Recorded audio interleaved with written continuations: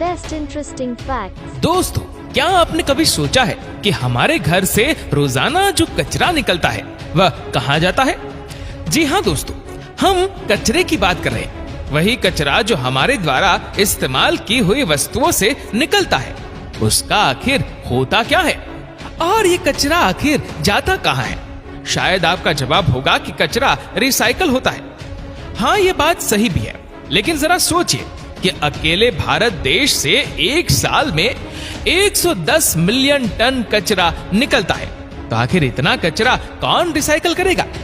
वैसे दोस्तों, क्या होगा अगर हम आपसे कहें कि सिर्फ भारत ही नहीं बल्कि दुनिया के सभी देशों का पूरा कचरा अकेले चीन खरीदता है? हो सकता है आपको यह सब सुनकर बहुत ज्यादा हैरानी हो रही हो, लेकिन दोस्तों ये सच है। देखिए, सोचने वाली बात तो ये है कि इतने सारे कचरे का चीन आखिर करता क्या है। दोस्तों, आज के इस वीडियो में हम आपको यही बताने वाले हैं कि चीन आखिर इतने सारे कचरे का क्या करता है और कचरे को रिसाइकल कैसे करता है। इसलिए वीडियो को अंत तक पूरा जरूर देखिएगा। तो चलिए शुरू करते हैं। दोस्तों, वैसे हम सभी इस बात को बहुत अच्छे से जानते हैं कि चीन से पैदा हुई नई नई बीमारियां पूरी दुनिया को अपनी चपेट में ले रही है। लेकिन दोस्तों, हम बात कर रहे हैं कचरे के बारे में। दोस्तों, जिस तरह से आज पूरी दुनिया पूछ रही है कि उनके घर से निकलने वाले कचरे को रिसाइकल कौन करेगा, उसी तरह आज से लगभग 15 से 20 साल पहले भी यही सवाल लोगों के मन में उड़ रहा था। तब पूरी दुनिया एक ऐसे बड़े रिसाइकलिंग प्लांट को चाहती थी जहां पर कचरा रिसाइकल हो सके। इसलिए चाइना ही इस काम को करने के लिए सबसे आगे आया और उसने दुनिया का सबसे बड़ा रिसाइकलिंग प्लांट अपने देश में लगाया। लेकिन आखिर कैसे चीन ने दुनिया का इतना सारा कचरा रिसाइकलिंग करना स्टार्ट किया? क्योंकि इसकी शुरुआत आसान नहीं थी। उस समय कुछ पश्चिमी देशों ने रिसाइकल को एक्सप्लेन किया था और रिसाइकलिंग के इस प्रोसेस का यूज करके रिसाइकलिंग को स्टार्ट भी किया था। इसके लिए हर मोहल्ले, हर गली में अलग अलग रंग के डस्टबिन भी लगाए गए थे और लोगों को जागरूक करने के लिए काफी सारे एडवर्टाइजमेंट भी किए गए थे। और ये एड इस बारे में थे कि कौन सा कचरा कौन से रंग के डस्टबिन में डालना है। दोस्तों, ये एडवर्टाइजमेंट लगभग आप सभी लोगों ने भी देखी होंगी। दोस्तों, इस डस्टबिन से फायदा ये हुआ कि सूखा कचरा अलग रहता था और गीला कचरा अलग। इसके बारे में जब ये सारा कचरा इकट्ठा हो जाता था, तब इस कचरे को सबसे पहले मटेरियल रिकवरी फैसिलिटी में भेज दिया जाता था। दोस्तों, यहाँ पर लगे कर्मचारी इस पूरे कचरे में से प्लास्टिक की बोतलों और टीन के कचरे को अलग कर लेते थे। इसके बाद कचरे का ढेर हाइड्रोलिक मशीन में जाता था, जहाँ पर हाइड्रोलिक मशीन कचरे के बड़े बड़े बॉक्स बना देती थी। दुनिया भर में मौजूद छोटे छोटे रिसाइकलिंग कंपनी इस कचरे को खरीदती थी। लेकिन उस वक्त इस कचरे की इतनी वैल्यू नहीं हुआ करती थी। लेकिन उसकी वैल्यू तब हुई जब चीन ने कचरे के इस दुनिया में कदम रखा, क्योंकि उस वक्त चीन एक मैन्युफैक्चरिंग हब बनने की तैयारी कर रहा था और उस वक्त वो बहुत सारा मटेरियल बाहर के देशों से इंपोर्ट करता था। और ऐसा करके उसने काफी सारा प्रॉफिट कमाया और धीरे धीरे उसे ऐसे कचरे में $बिलियन भी दिखाई देने लगे। और उस समय तक चीन समझ चुका था कि उसके मैन्युफैक्चरिंग हब का सपना ऐसे ही पूरा होगा। उसके बाद चीन पूरी तरह से रिसाइकलिंग के धंधे में उतर चुका था और चीन में कई बड़े बड़े रिसाइकलिंग प्लांट लगाए गए। इतने बड़े प्लांट जो कि दुनिया में मौजूद किसी भी देश के पास नहीं थे। ऐसा करने की भनक जैसे ही अन्य देशों को हुई कि चीन दुनिया भर के कचरे को खरीद रहा है, तो दुनिया भर से लोग चीन के पास खुद अपना कचरा लेकर पहुंचने लगे। ऐसा इसलिए हुआ क्योंकि चीन कचरा बेचने वाले देशों को अच्छे दाम भी देता था और उसी कचरे को रिसाइकल करके उनसे बेहतरीन प्रोडक्ट बनाकर उन्हें समय पर वापस भी भेज देता था। दोस्तों, अब सोचने वाली बात तो यह है कि चीन इतने कम समय में इतना सब कैसे कर रहा था।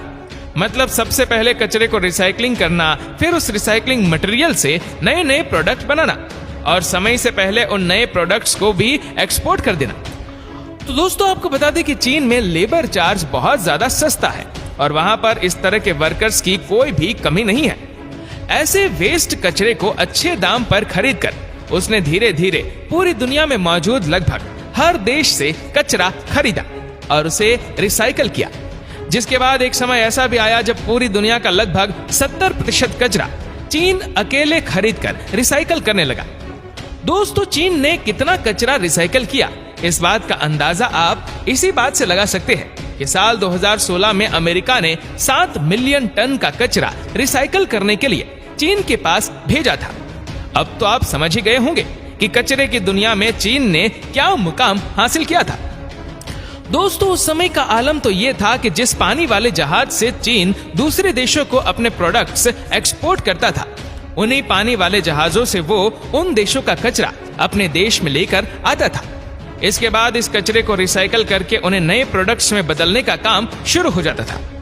दोस्तों, ऐसा करके चीन को डबल फायदा हुआ और उस समय तक चीन के बने सभी सामान का राज दुनिया में मौजूद लगभग हर देश में हो चुका था। दोस्तों, आपको बता दें कि चीन के रिसाइकल प्लांट लगाने से पहले तक कई पश्चिमी देश कचरे को रिसाइकल करने का काम किया करते थे, लेकिन चीन की इस स्ट्रेटजी के आगे कई सारे रिसाइकलिंग प्लांट बंद करने पड़ गए। दोस्तों, अब हो सकता है कि आप ये सोच रहे हो कि अगर चीन ने इतना बड़ा रिसाइकल प्लांट लगाया और खुद बहुत ज्यादा प्रॉफिट भी कमाया, तो फिर ऐसा क्या हुआ जिसके कारण से चीन को अपना रिसाइकलिंग प्लांट बंद करना पड़ गया। तो दोस्तों, आपको बता दें कि सब कुछ सही चल रहा था। चीन अच्छे प्रॉफिट पर सभी देशों से कचरा खरीद रहा था और उसे वापस रिसाइकल करके बिलियन डॉलर्स कमा रहा था। लेकिन तभी साल 2016 में कुछ ऐसा हुआ जिसके बाद ये रिसाइकलिंग प्लांट को बंद करना पड़ा। दरअसल साल 2016 में एक चाइनीज फिल्म डायरेक्टर जुलिंग वांग ने चीन के इस कचरे के ऊपर प्लास्टिक चाइना नाम की एक डॉक्यूमेंट्री बना डाली, जिसने चीन के इस बिलियन डॉलर के रिसाइकलिंग की इस दुनिया को पूरी तरह से तबाह कर दिया। दोस्तों, इस डॉक्यूमेंट्री में इस छोटी सी बच्ची को दिखाया गया था जो कि रिसाइकलिंग प्लांट पर रहती थी, और इस पूरे रिसाइकलिंग प्लांट का सच भी उसी डॉक्यूमेंट्री में दिखाया गया था। दोस्तों, इस डॉक्यूमेंट्री के अनुसार वहां के हालात बद से भी बदतर थे। इस डॉक्यूमेंट्री के थ्रू जब दुनिया भर के लोगों ने वहां के हालात देखे तो वो ये सब देखकर दंग रह गए। दोस्तों, आपको बता दें कि इस डॉक्यूमेंट्री ने बहुत सारे अवार्ड्स भी जीते थे, लेकिन दोस्तों, चीन इतनी आसानी से अपनी किसी भी आदत से बाज कहां आने वाला था, और ऐसा ही हुआ क्योंकि उसने इस डॉक्यूमेंट्री को अपने पूरे देश में बैन कर दिया। लेकिन दोस्तों, तब तक तो बहुत देर हो चुकी थी, क्योंकि अब तक ये डॉक्यूमेंट्री पूरी दुनिया में वायरल हो चुकी थी और इससे चीन की पूरी दुनिया के सामने बहुत ज्यादा बदनामी हुई। धीरे धीरे करके 1 साल बीत गया, लेकिन उसके बाद भी चीन में बने रिसाइकलिंग प्लांट के ऊपर कोई कदम नहीं उठाया गया। लेकिन फाइनली सितंबर 2017 में चीन के राष्ट्रपति शी जिनपिंग ने वर्ल्ड ट्रेड ऑर्गेनाइजेशन में जाकर ये घोषणा की कि अब वह दुनिया से आने वाले कुछ खास तरह के कचरे को बिल्कुल भी रिसाइकल नहीं करेंगे। इस खास तरह के कचरे में कॉटन, वुड, प्लास्टिक और पेपर्स भी शामिल थे। दोस्तों, चीन ने अपने लिए गए इस फैसले को ऑपरेशन नेशनल स्वॉर्ड नाम दिया। दोस्तों, इस ऑपरेशन के तहत चीन का यह कहना था कि अब वह जो भी कचरा रिसाइकल करेगा उसमें दुनिया भर के कचरे की थोड़ी ही मात्रा होगी। इसके साथ ही वह अपने पूरे देश के कचरे को ही रिसाइकल करेगा और वो इसी कचरे से वापस से फिनिश्ड प्रोडक्ट बनाएगा। दोस्तों, चीन ने ऐसा कदम इसलिए उठाया था ताकि चीन में होने वाले पोल्यूशन को कंट्रोल किया जा सके। दोस्तों, आपको बता दें कि कहीं भी कचरे को रिसाइकल किया जाता है तो वहां पर एयर पोल्यूशन होने लगता है। तो फिर जरा सोचिए कि चीन इतनी बड़ी मात्रा में जब कचरे को रिसाइकल कर रहा था तो फिर पूरे चीन में कितना एयर पोल्यूशन हुआ होगा। दोस्तों, चीन ही नहीं बल्कि उन दिनों उसके पड़ोसी मुल्कों में भी वायु प्रदूषण कुछ ज्यादा ही होने लगा था, जिससे लोगों को तरह तरह की बीमारियां घेरने लगी थी।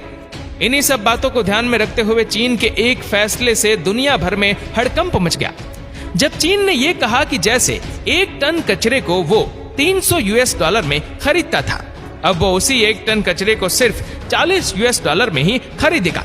इतना ही नहीं, इसके अलावा यह भी ऐलान किया गया कि आज से जो भी कचरा रिसाइकलिंग के लिए आएगा वह पूरी तरह से साफ होना चाहिए।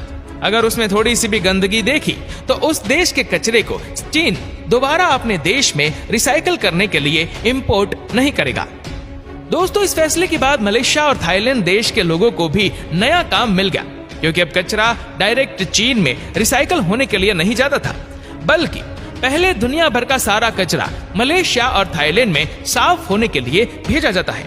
इसके बाद ही इसे चीन में रिसाइकल होने के लिए भेजा जाता है।